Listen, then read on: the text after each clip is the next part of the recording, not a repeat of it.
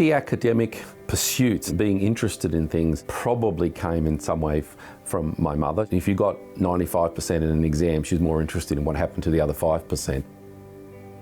I was playing in the midfield, and that is just running up and down, back and forth, so I don't give up. Yes! Do you ever see sensory activation? I never cared. I knew I had a contribution to make. The harder people pushed, the harder I pushed back. Wow. 30, 40 years ago, when people thought that this is a nut you can't crack, this is a black box you can't open. Today, the box is completely open and we will solve the problems. We know what to do.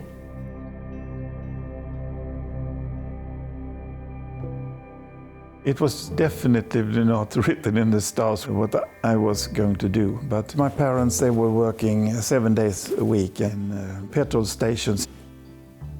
I grew up in the suburbs of Sydney, and I went to a school that wasn't overly obsessed, you might say, with academic pursuits.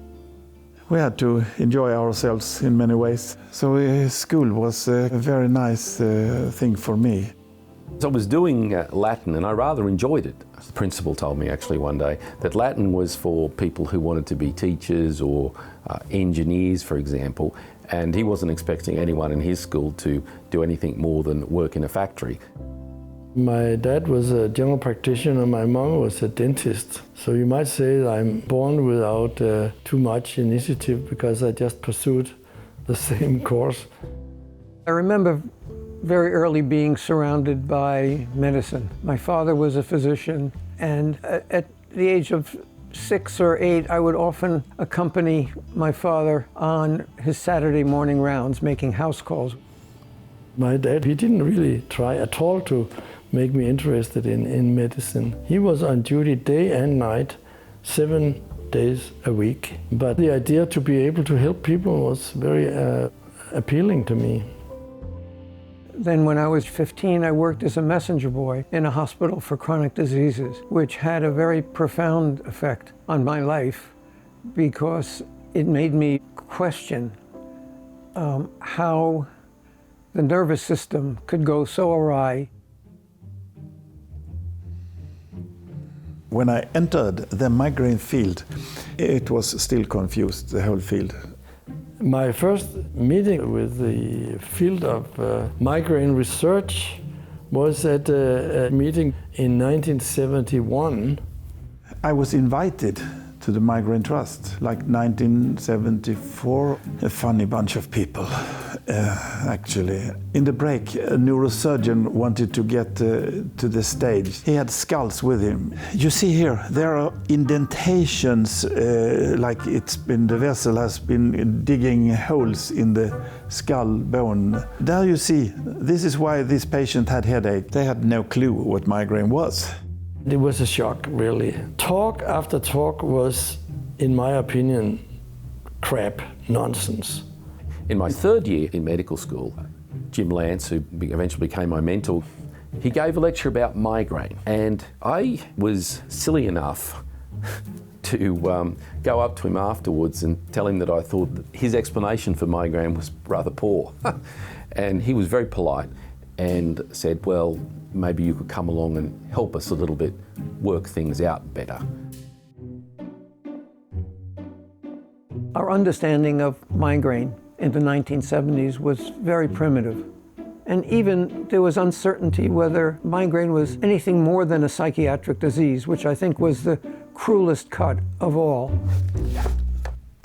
Broadly, neurology thought that people interested in headache were just weirdos or crazy, and the patients were crazy, or sad women from the suburbs, so to speak. I knew that I was working on a problem that affected many, many hundreds of millions of people. And the fact that I couldn't treat patients effectively really had a major impact on me. And therefore, for me, it was not only important to try to do something for these patients, but I felt that migraine was a key to understanding some of the basic biology. As one takes the bench work to the bedside and understand that bench to bedside virtuous circle which enables you to explain things better to patients and ultimately to develop therapies is just the keystone to be able to advance the problem. And it's been, I think, the singular privilege of my life to be involved in it. I like research and I'm thrilled by doing it, and there is still a lot to figure out on migraine. So if I could reset the clock, I would be very happy. I think the immediate future for migraine is very bright. We can really treat a migraine headache much better than we were able to 30 to 40 years ago. But to develop cures, that's the ultimate goal. So there's a quote by Schopenhauer that I've kept with me for a number of years. All truth goes through 3 phases. First, it is ridiculed, then it's violently opposed, and then just it's accepted as being obvious and self-evident. I just followed my heart and my gut. I think that is the key, and that is the message to all researchers out there. Do good work and trust your data. Yeah. There is light at the end of a very dark tunnel for the many people who have the problem. And I see the Brain Prize as the first light in the tunnel, and the Brain Prize is really an award for all the patients. So I think Cinderella's well come to the ball and got her own shoes now and a firm seat at the table. When I was a young attending physician, my old professor, he called me into his office and said, yes, I like you. You're a very talented young neurologist, but you should switch away from this idea that you can study migraine. It's a dead end. I think the prize has convinced me now that I did the right thing.